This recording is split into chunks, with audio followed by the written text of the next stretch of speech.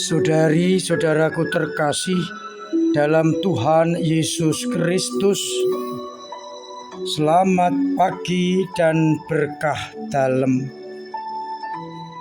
Selamat bertemu kembali dalam renungan harian Kamis 18 Januari 2024. Seperti biasa, renungan kita dasarkan pada bacaan Ekaristi pagi ini.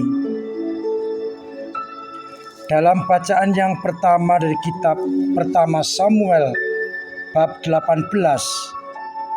ayat 6 sampai 9, dilanjutkan bab 19 ayat 1 sampai 7, berbicara soal kemarahan Saul, keiri hatian karena Daud dipuji berlaksa-laksa dan dia hanya dipuji beribu-ribu dalam mengalahkan musuh. Maka Saul mengikhtiarkan akan membunuh Daud yang dianggap sebagai saingan yang bisa merebut tahta kerajaan.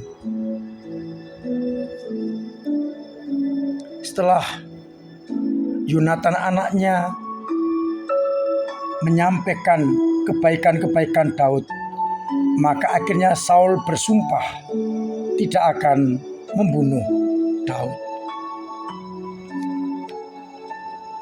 Sedangkan pada bacaan Injil dari Injil Markus bab 3 ayat 7 sampai 12, Yesus menyembuhkan banyak orang sakit. Dan setan-setan yang melihat Yesus pun berteriak-teriak, "Engkaulah anak Allah." Tapi Yesus memerintahkan setan ini untuk diam. Saudari-saudaraku terkasih dalam Kristus, sikap ketamaan, sikap iri hati, sikap kesombongan bisa menjadikan nalar kita tidak berjalan dengan baik. Kita masih ingat ketika Herodes tersaingi dengan kelahiran Yesus, nalarnya hilang. Ia membunuh anak-anak yang tidak berdosa. Hari ini nalar Saul yang merasa disaingi oleh Daud hilang.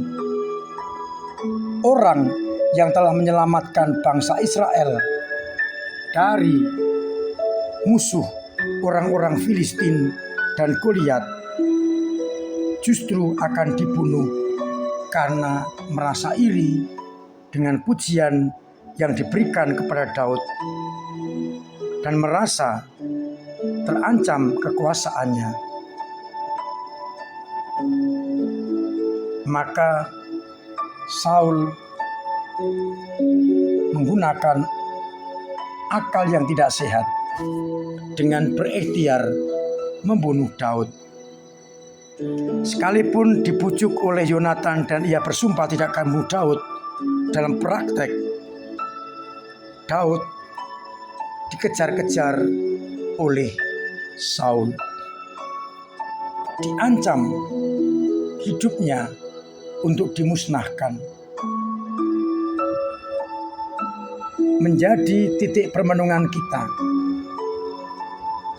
apakah kita dalam mencoba menggapai sesuatu karena iri, karena dendam, karena kekuasaan, kita mengorbankan akal sehat seperti Saul, ataukah kita tetap rendah hati, tetap melaksanakan cinta kasih? Kita mencoba melihat ketika kita mengalami tekanan, saingan, dan macam-macam, masihkah kita memakai akal sehat kita Ataukah kita dikuasai oleh kekuatan jahat dan menggunakan apapun juga untuk membunuh, membinasakan musuh orang lain? Dari bacaan Injil kita harus tahu bahwa orang-orang Israel menantikan datangnya Mesias, yakni tokoh yang akan membebaskan mereka dari belenggu bangsa Romawi. Maka ketika ada orang yang hebat, orang yang linueh, orang yang pinunjul, orang yang menonjol, orang bertanya-tanya, inikah yang kita nanti-nantikan? Maka ketika Yesus bisa membuat banyak mukjizat dan setan berteriak, engkau adalah Kristus, Yesus takut kalau orang-orang menganggap Yesus sebagai Mesias duniawi yang membebaskan bangsa Israel dari belenggu dan penjajahan Romawi. Maka ia melarang setan-setan untuk meneriakkan, engkaulah Mesias, Anak Allah. Harapannya agar orang tidak keliru dalam menerima Yesus hanya sebagai Mesias duniawi yang membebaskan bangsa Israel dari belenggu bangsa Romawi.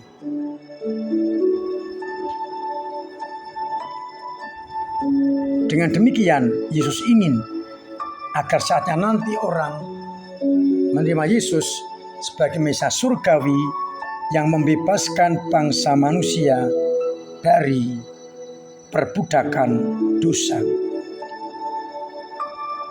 Baru setelah kebangkitan, orang sadar siapa Yesus sebenarnya.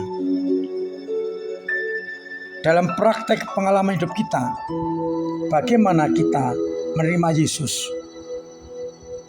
Apakah hanya sebagai Mesias duniawi yang kita perlukan bila kita mendapatkan persoalan, seakan membebaskan semua masalah kita?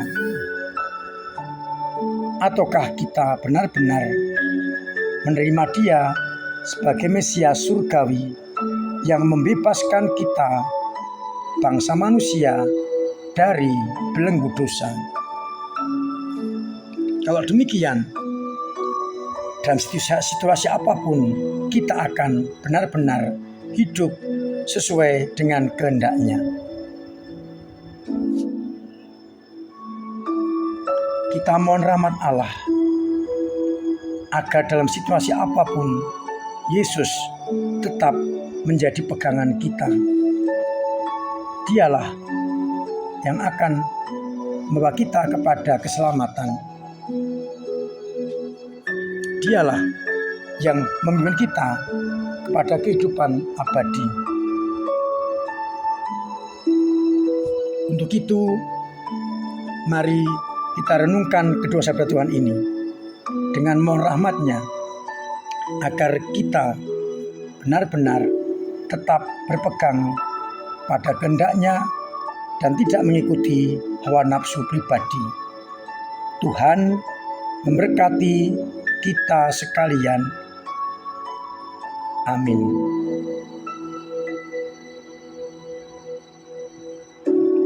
Marilah kita berdoa. Bapa yang penuh kasih, kami bersyukur atas sabda-Mu yang sungguh mengingatkan kami sebagai murid-murid-Mu. Tidak dikuasai oleh iri hati, ketamaan, angkara murka, sehingga tetap berpegang pada kehendak-Mu dan menantikan Putra-Mu sebagai penyelamat dari dosa-dosa yang kami lakukan. Biarlah akhirnya kami semakin mampu mewujud nyatakan diri sebagai anak-anak-Mu yang terkasih. Semoga Engkau menguatkan iman kami yang lemah. Bangkitlah yang jatuh, doronglah yang mandek, agar dalam situasi apapun kami tetap beriman akan Yesus Putra-Mu. Semoga yang sakit Engkau sembuhkan, yang telah berpulang menghadap Engkau terima dalam pangkuan-Mu, yang punya beban berat Engkau ringankan, yang punya persoalan Engkau urai, yang kesulitan ekonomi Engkau bantu sesamanya, agar akhirnya semua masih mengalami kasih karunia-Mu.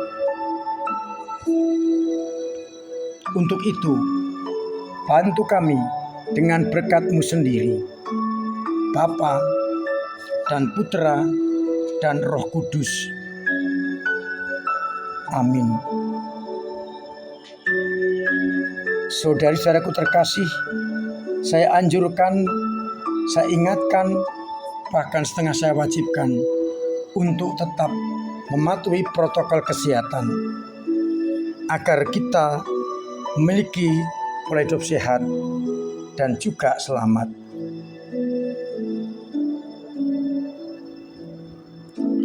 Dompet bencana Flores masih dibuka sampai akhir bulan untuk membantu teman-teman kita yang ada di Flores. Semoga dengan bantuan kita mereka sedikit diringankan dan boleh tetap mengalami kasih karunia Allah.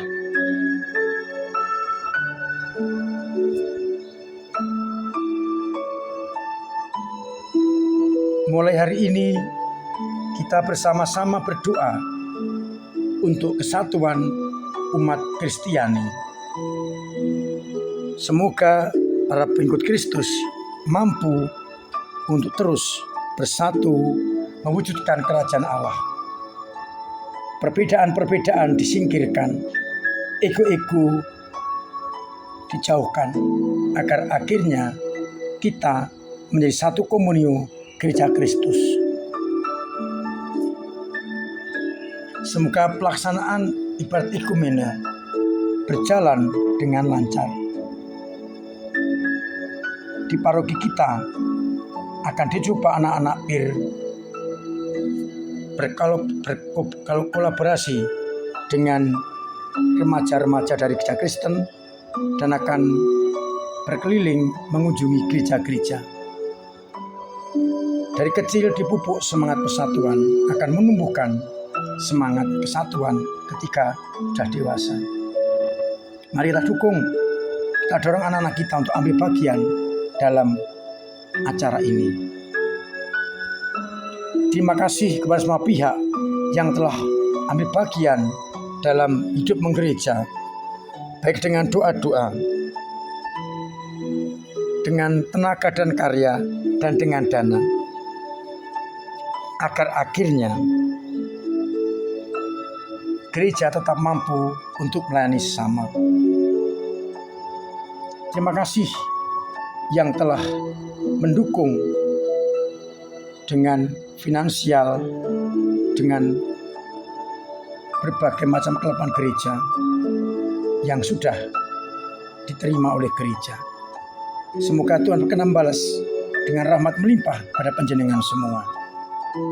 Akhirnya saya mengucapkan selamat pagi, selamat merenungkan, salam sehat, Tuhan memberkati.